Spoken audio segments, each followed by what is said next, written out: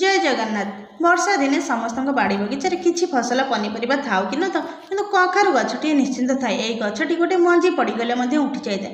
सेमती आम बाड़ी में किसी कखारु गछ उठी फूल फुटी सकाल सकाल ये फूल को देखी मोर लोभ है कहीं कखारु फूलर पिठा समस्त को स्वादिष्ट लगी है तार स्वाद समस्ते जानती।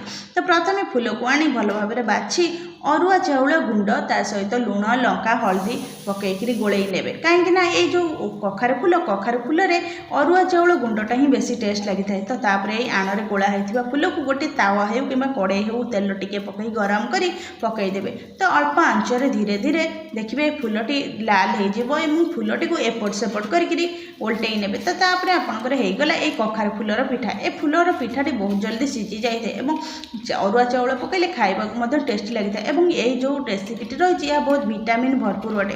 तेणुक आपण मैंने वर्षा दिन ये कखारु फूलर पिठा कर निश्चिंत खातु। वर्तमान आप कखारु फूल खाई कि ना कमेंट रे जणातु।